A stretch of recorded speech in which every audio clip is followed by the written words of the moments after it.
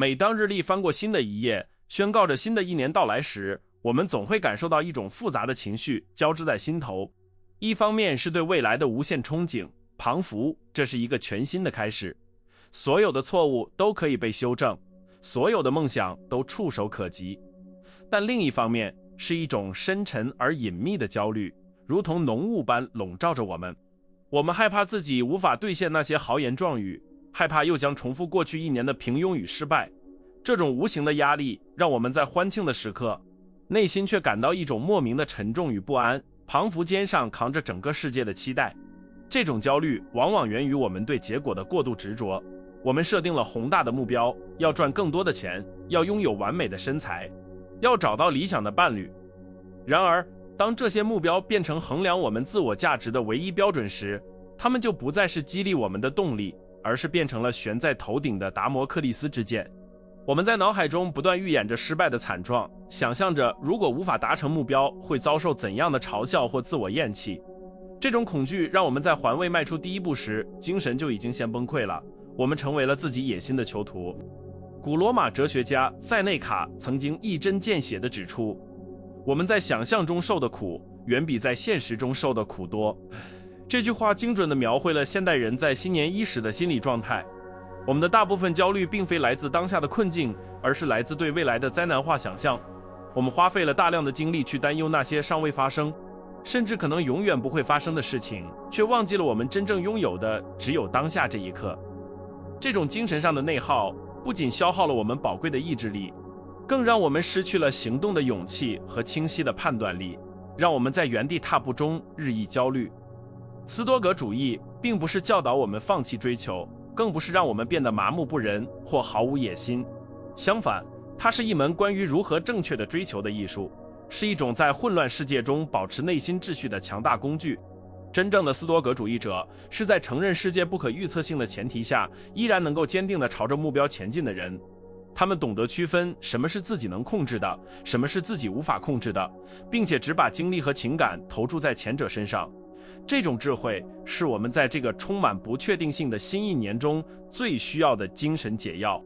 试想一下，如果你能在追求目标的过程中剥离掉那层厚重的焦虑，会是一种怎样的状态？你依然会努力工作，依然会锻炼身体，依然会学习新知，但你的内心不再因为恐惧失败而颤抖，不再因为进度不如预期而自我鞭挞。你会像一个专注的工匠，全神贯注于手中的雕刻，而不是时刻担心作品完成后别人的评价。这种专注带来的平静本身就是一种巨大的力量，它能让你走得更远更稳，而且在这个过程中你会感受到一种久违的自由与喜悦。然而，要达到这种境界并不容易，因为我们从小接受的教育往往是结果导向的。社会告诉我们，只有冠军才值得被记住，只有富豪才算成功。这种单一的价值观深深植根于我们的潜意识中。要打破这种思维惯性，我们需要对自己的心智进行一场彻底的重塑。我们需要像马可·奥勒留那样，在每天的清晨与自己的灵魂对话，提醒自己不要被外在的虚荣所迷惑，要回归到内心的理性与美德，因为那才是我们真正能够掌控的疆域。在新的一年里，我们常常渴望获得更多的掌控权，试图通过精密的计划来规避所有的风险。但斯多葛学派告诉我们，试图掌控外界的一切是通往痛苦的捷径，因为命运总有它自己的安排。真正的掌控权不在于你能否让世界按照你的意愿运转，而在于无论世界如何运转，你都能保持内心的平静与尊严。当你不再试图强迫结果发生，而是专注于因果的积累时，你会发现，那些你曾经苦苦追寻的结果，往往会作为你专注过程的副产品，自然而然地来到你的身边。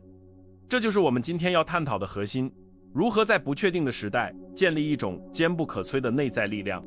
我们将深入挖掘斯多葛哲学的智慧，不只是停留在理论层面，而是将其转化为实用的心理工具。我们将学习如何运用二分法来过滤焦虑，如何通过预想不幸来增强心理韧性，以及如何通过活在当下来最大化我们的行动力。这是一场关于心智的修炼，也是一场关于自由的旅程。它将彻底改变你应对挑战的方式。你也许会问，这种古老的哲学真的适用于现代社会吗？答案是肯定的，甚至比以往任何时候都更适用。在一个信息过载、竞争激烈的时代，我们比任何时候都更需要一颗安静而强大的心。斯多葛主义不是避世的哲学，而是入世的哲学。它是为了那些身处战场、身处商场、身处生活洪流中的战士们准备的。它教导我们如何在风暴中站稳脚跟，如何在喧嚣中听见自己的声音，如何在追求外在成就的同时不丢失内在的宁静。在这段旅程开始之前，请先放下你手中的计划表，放下对未来的恐惧，深吸一口气。这不只是一个关于新年的视频，这是一个关于你如何重塑生命的邀请。我们即将进入斯多葛主义的殿堂，去寻找那把能够斩断焦虑、释放潜能的钥匙。请跟随我的声音，让我们一步步拆解焦虑的根源，用理性的光芒照亮前行的道路，去迎接一个不仅有成就，更有平静与满足的新年。解决这种新年焦虑的根本解药，在于斯多葛学派最核心的教义——控制的二分法。这听起来像是一个简单的哲学概念，但它实际上是一把能够精准切除心灵毒瘤的手术刀。艾比克泰德在他的手册开篇就明确指出，世上之事，有些是我们能控制的，有些是我们不能控制的。这句话看似平淡无奇，却包含了宇宙间最深刻的真理。我们大部分的痛苦和焦虑都源于我们试图去控制那些本不在我们掌控之中的事物，比如他人的看法、市场的波动，甚至是我们的身体健康状况。在新年的背景下，我们往往会犯下一个致命的错误，将幸福寄托在外部结果上。我们许愿说，今年我要升职加薪，今年我要让某个人爱上我。请注意，这些愿望的实现与否，并不完全取决于你。升职取决于你的老板和公司的预算，爱情取决于对方的感受。当你把内心的平静绑定在这些你无法完全掌控的结果上时，你就主动交出了自己情绪的遥控器。你让外部世界成为了你的主人，而你自己则变成了一个随波逐流的奴隶，焦虑自然，如影随形。那么，什么才是我们真正能控制的呢？艾比克泰德告诉我们，是我们的判断、我们的意愿、我们的欲望和我们的行动。简而言之，就是我们自己的心灵活动。我们可以控制自己工作的努力程度，可以控制自己对待他人的态度，可以控制自己面对困难时的反应。这些是完全属于我们的领域，是任何人都无法夺走的堡垒。斯多葛主义教导我们，真正的自由在于收回向外抓取的双手，转而向内耕耘，将注意力极度聚焦在这些我们能掌控的事物上。为了更好地理解这一点，让我们即用斯多葛哲学中著名的射手比喻。想象你是一名站在奥林匹克赛场上的射箭手，你的目标是射中靶心。为了达成这个目标，你会做所有你能做的事情，你会精心挑选最好的弓箭，你会日复一日地训练你的肌肉记忆，你会调整呼吸，你会在放箭的那一刻保持极度的专注。这一切准备工作，从选材到瞄准，再到松开手指的那一瞬间，都是你能完全控制的过程，这就是你的职责所在。然而，一旦箭矢离开了你的弓弦，它就不再受你的控制了。一阵突如其来的强风可能会吹偏它的轨迹，靶子可能会突然移动，甚至可能有什么东西挡在了中间。在这个阶段，箭是否能射中红心，已经交给了命运。一个非斯多葛主义者会因为箭没有射中而崩溃，会责怪风、责怪运气，感到挫败和羞耻。但一个斯多葛主义者明白，他的成功并不在于射中靶心这个结果，而在于尽己所能地射出完美的一箭。这个过程，这就是我们需要在新的一年里进行的思维转换，将目标从外部结果内化为内部表现。不要将目标设定为赢得比赛，而要设定为打出我最高水平的比赛。不要设定为赚到1000万，而要设定为每天做出最明智的商业决策并勤奋执行。当你这样重新定义成功时，你就立于不败之地了。因为只要你尽了全力，你就已经成功了。外界的结果只是一个额外的奖励，也就是斯多葛学派所说的优先的无关紧要之物。这种心态的转变会带来一种难以置信的轻盈感。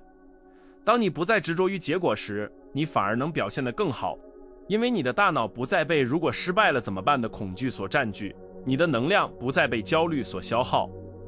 你可以将100%的精力投入到当下的行动中，这种纯粹的专注往往会带来比预期更好的结果。这就是征服而不焦虑的秘密。我们在战略上极度重视过程，在战术上精益求精，但在心理上对结果保持一种超然的淡漠。有人可能会误解，认为这是一种消极的阿 Q 精神，是为失败找借口。这完全是大错特错。斯多葛主义者是世界上最积极的行动者。马可·奥勒留身为罗马皇帝，每天处理繁重的政务，抵御外敌入侵，但他从不让这些重担压垮他的内心。他知道，他只能控制自己的决策和德行。至于帝国的命运，虽需尽力维护，但最终也受制于天意。正是这种对控制权的清晰界定，赋予了他无穷的勇气和耐力，让他成为了五贤帝中最伟大的一位。在新的一年，当你列下你的愿望清单时，试着用2分法来审视每一项。如果你的目标是让每个人都喜欢我，请把它划掉，因为这是通往地狱的捷径。请把它改成在所有互动中保持真诚与友善。如果你的目标是不生病，请把它改成坚持健康的饮食和作息。这种微小的语言调整，实际上是心智模式的巨大飞跃。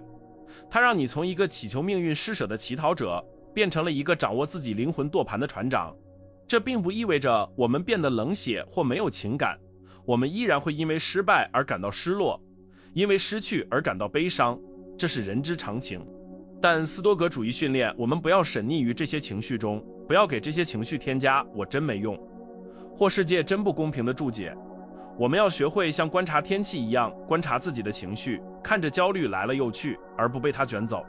你要对自己说，这是我无法控制的部分，我接受它，现在我能做些什么来改善现状？实践控制的2分法需要持续的觉察力。在日常生活的小事中，你就可以开始练习。比如遇上堵车，你感到烦躁，这时请立刻提醒自己，交通状况不在我的控制范围内，但我可以控制我利用这段时间的方式，是听一本有声书学习，还是在愤怒中浪费生命。当你开始在这些小事上夺回控制权，你会发现你的心理韧性在不断增强。等到面对失业、生病等人生大事时，你将拥有一套坚固的盔甲来抵御命运的重击。这种智慧还能极大地改善我们的人际关系。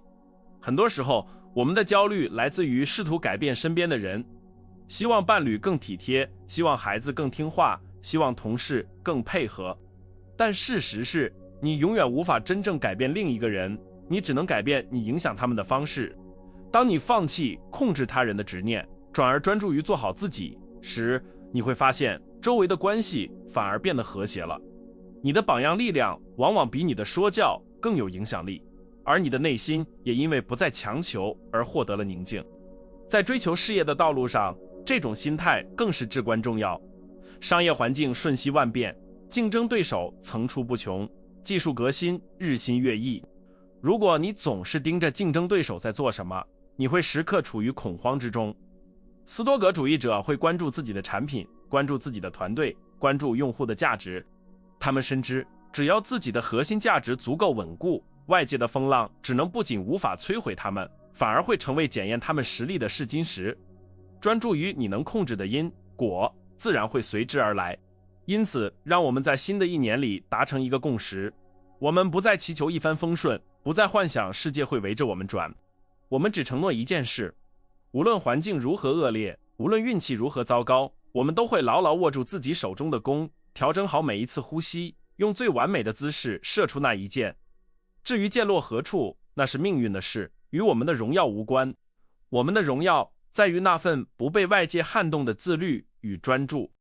当你真正理解并践行这一点时，你会发现那种令人窒息的焦虑感开始消散了，取而代之的是一种脚踏实地的充实感。你不再是那个在未知的恐惧中瑟瑟发抖的孩子，而是一个成熟的战士，准备好迎接生活扔给你的任何挑战。这就是斯多葛哲学赋予我们的第一件武器，但这还不够。为了在充满变数的未来中立于不败之地，我们还需要学会直面最黑暗的恐惧。这就是我们下一章要探讨的预想不幸的力量。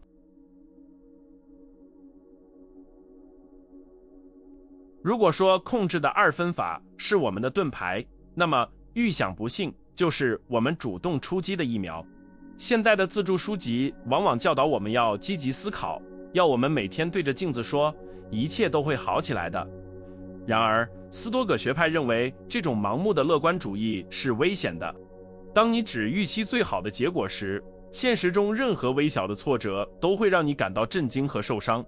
塞内卡曾警告说，意外的打击最为沉重。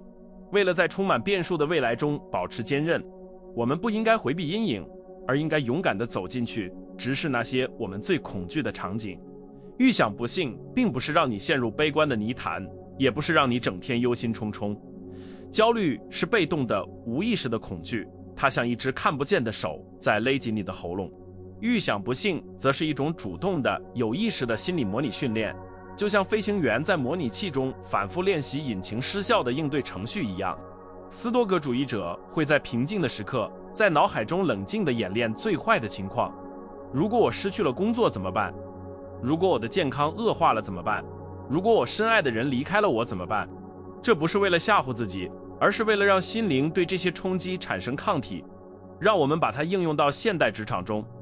假设你正在为一个重要的项目感到焦虑，担心失败会毁了你的职业生涯，与其被这种模糊的恐惧折磨，不如停下来，问自己，最坏的情况到底是什么？也许是被解雇。好，如果真的被解雇了，你会饿死吗？大概不会。你有积蓄，你有技能，你有朋友，你可以重新找工作，甚至可能藉此机会转行做你真正喜欢的事儿。当你把恐惧像剥洋葱一样层层剥开，直面那个核心的最坏结果时，你会发现它并没有你想象中那么可怕。它通常是可以承受的，也是可以解决的。这种练习还有一个意想不到的副作用，那就是它能逆转享乐适应。人类有一种天性，就是很快会对拥有的东西习以为常。新买的车开了1个月就不觉得兴奋了，健康的身体被视为理所当然，直到生病才追悔莫及。通过想象失去这一切，想象你的车被偷了，想象你的腿受伤不能走路了。当你结束冥想睁开眼睛时，你会对当下拥有的一切产生一种强烈的鲜活的感激之情。你会发现，原来平淡无奇的生活中充满了值得庆幸的奇迹。这种感恩不是那种在社交媒体上做秀式的感恩，而是一种深入骨髓的珍惜。当你意识到你与亲人的每一次相聚都可能是最后一次，你还会因为鸡毛蒜皮的小事与他们争吵吗？你还会在餐桌上低头玩手机吗？预想不幸让我们意识到万物的无常，这种紧迫感会迫使我们活在当下，全心全意地去爱，去体验。它消除了我们的傲慢与懈怠，让我们以一种更加谦卑和热烈的方式去拥抱生活，因为我们深知这一切都是命运暂时借给我们的，随时可能被收回。除了心理上的模拟，斯多葛主义者还提倡身体上的实践，即主动受苦。塞内卡建议我们每个月都要抽出几天时间，穿粗糙的衣服，吃最简单的食物，体验贫穷的生活。在物质极度丰富的今天，这听起来似乎是自讨苦吃，但这恰恰是克服匮乏恐惧的最有效手段。我们对未来的许多焦虑，本质上是害怕失去现有的舒适圈，害怕生活水平下降。这种恐惧让我们变得软弱，让我们为了保住薪水而不敢说真话，为了维持面子而背负债务。试着在生活中加入一些微小的斯多葛式挑战，洗冷水澡，尝试间歇性进食，或者不开空调度过炎热的一天。当你亲身体验过饥饿和寒冷，并发现自己依然能够生存，依然能够思考，甚至思维变得更加敏锐时，你对贫穷和困苦的恐惧就会烟消云散。你会明白，你生存所需的物质其实极少，你的快乐并不依赖于那些昂贵的身外之物。这种领悟会赋予你一种无畏的底气，既然连最坏的物质条件我都体验过并且能忍受，那么这个世界上还有什么能威胁到我呢？这种训练能够在你的内心建立一座坚不可摧的堡垒。在这个消费主义盛行的时代，我们往往是欲望的奴隶，被多巴胺牵着鼻子走。主动选择不是在锻炼我们的意志力肌肉，是在向自己证明我是我身体的主人，而不是他的仆人。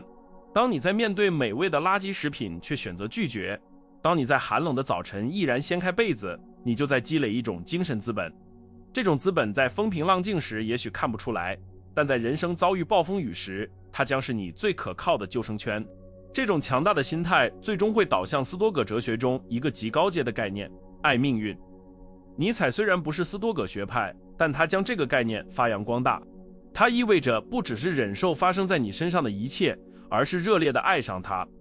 无论命运给你的是一手好牌还是一手烂牌，是成功还是灾难，你都把它视为塑造你生命的必要燃料。正如马可·奥勒留所说，阻碍行动的因素会推动行动，挡在路上的障碍会成为道路。当你具备了预想不幸的智慧和主动受苦的韧性，你就不再需要祈求新的一年一帆风顺。相反，你会有一种战士般的豪情，你会对命运说：放马过来吧。因为你知道，困难是展示美德的机会，挫折是磨练性格的试金石。如果新的一年带来了挑战，那是因为命运认为你足够强大，可以承受这些考验。这种视角的转变彻底粉碎了焦虑的根基，因为在这个逻辑里根本不存在所谓的坏事，只存在等待被转化为力量的事件。现代商业巨头和顶尖运动员中，许多人都是这种思维的践行者。他们在重大比赛或谈判前，不仅会设想胜利的辉煌，也会在脑海中极其详尽地演练，如果开局不利，该如何反击；如果遭遇不公判罚，该如何调整心态。正是这种对阴暗面的深刻洞察和准备，让他们在关键时刻能够保持冷静，展现出超乎常人的稳定性。他们不是没有恐惧，而是通过与恐惧共舞，驯服了恐惧，将其转化为了专注的动力。因此，在新年的计划表中，除了写下你的目标，不妨也写下你的恐惧，列出所有可能出错的环节，然后逐一制定应对策略。这不是在诅咒自己，而是在进行一场战略推演。当你把这些潜在的灾难变成了纸上的计划，他们就失去了吓唬你的魔力。你不再是对着黑暗颤抖的孩子，而是一个拿着地图和手电筒的探险家。你已经看清了前方的坑洞，并且准备好了梯子。这种深度的心理准备能让你在面对新的一年时拥有一种深沉的自信。这种自信不是建立在我确信一切都会顺利这种脆弱的幻想上，而是建立在无论发生什么，我都有能力应对这种坚实的事实上。这是一种反脆弱的能力。外界的波动和混乱不仅无法摧毁你，反而会让你变得更强。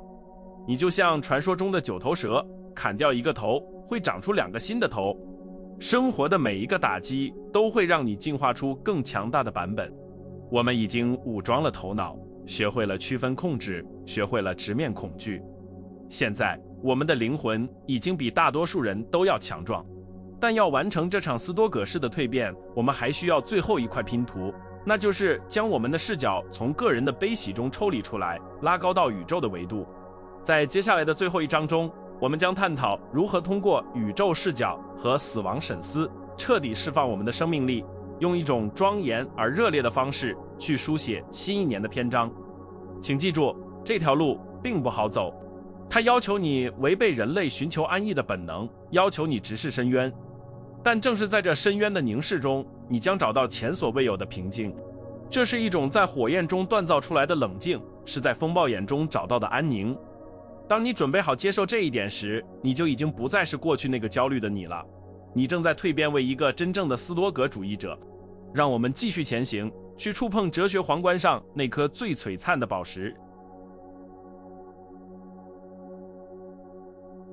当我们被日常的琐事和新年的压力压得喘不过气时，斯多葛学派提供了一种极致的解压方式，那就是柏拉图式的视角，或者称为宇宙视角。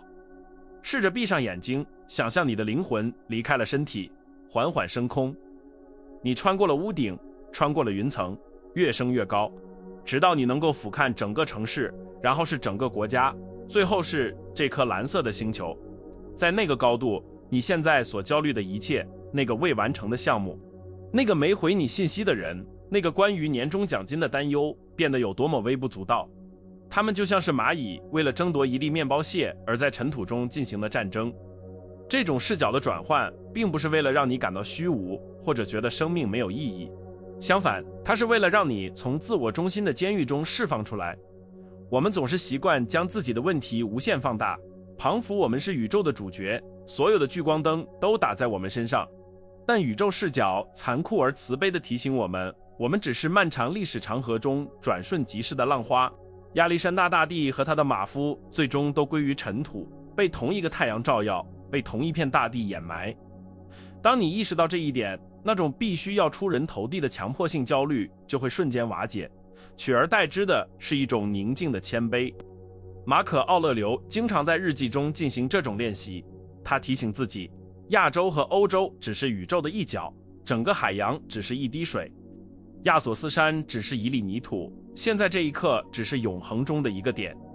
既然我们如此渺小，既然我们占据的空间和时间如此有限，那么为了别人的评价而活，为了身外之物而牺牲内心的平静，是多么荒谬的一件事。这种宏观的视野赋予了我们一种神性的冷漠，让我们能够以一种超然的姿态去处理世俗的事物。我们依然会尽责，但我们不再执迷。紧接住宇宙视角，斯多葛哲学抛出了最后一张底牌，也是最强大的一张。Memento Mori， 记住，你终将一死。在新年的欢庆气氛中，谈论死亡似乎有些扫兴，但实际上，死亡是赋予生命意义的唯一背景。如果我们能永远活下去，那么今天做什么，明年做什么就毫无区别。我们可以无限期的拖延，无限期的浪费。正是因为生命是有限的，是不可再生的，所以每一个当下才显得如此珍贵。死亡不是生命的终点，而是生命的度量衡。它在时刻提醒我们，你的时间不多了，别再挥霍了。很多人在新年制定计划时，潜意识里总觉得自己拥有无限的未来，今年做不到没关系，还有明年。这种想法是懒惰和平庸的温床。斯多葛主义者每天早上醒来都会告诉自己，我也许活不到今天日落。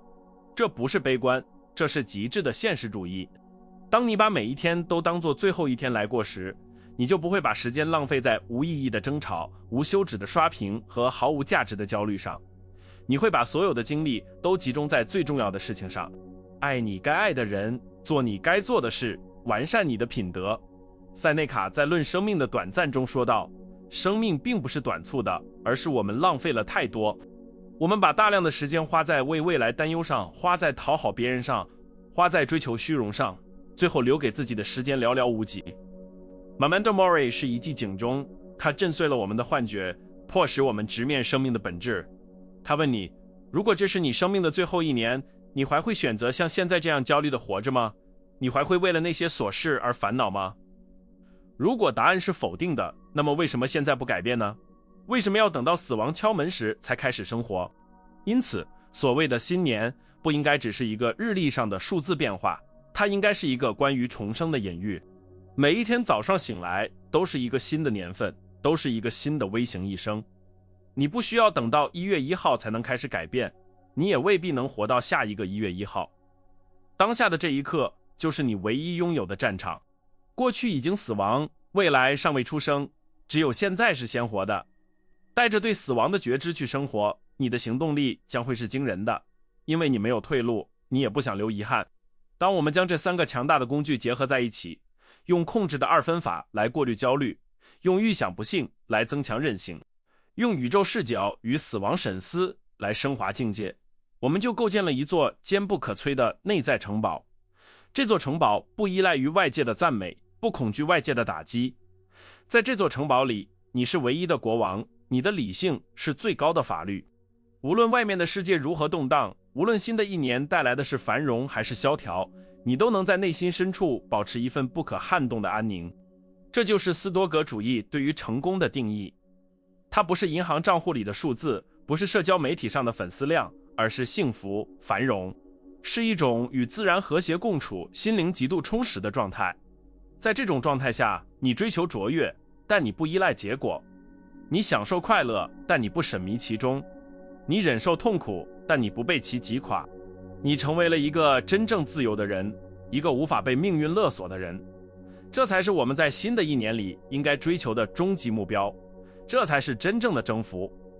当然，这条道路并不容易，它需要你不断地与自己的本能做斗争，需要你时刻保持警觉。你会跌倒，会忘记这些原则，会重新陷入焦虑的泥潭，这都很正常。斯多葛主义不是关于完美的，而是关于进步的。我们都是进步者，我们都在修行的路上。每一次跌倒后的爬起，每一次焦虑后的觉察，都是一次胜利。不要苛求自己一蹴而就，只要确保今天的你比昨天的你多了一分理性和从容，这就足够了。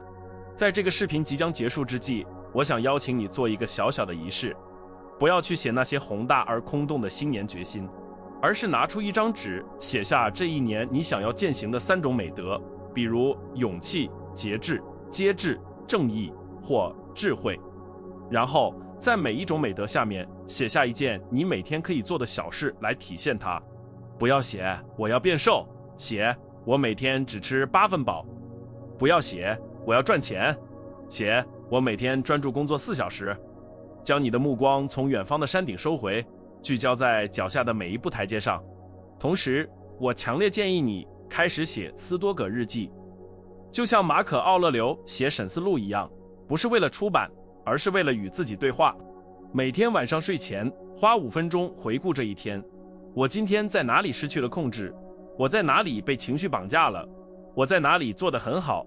明天我可以如何改进？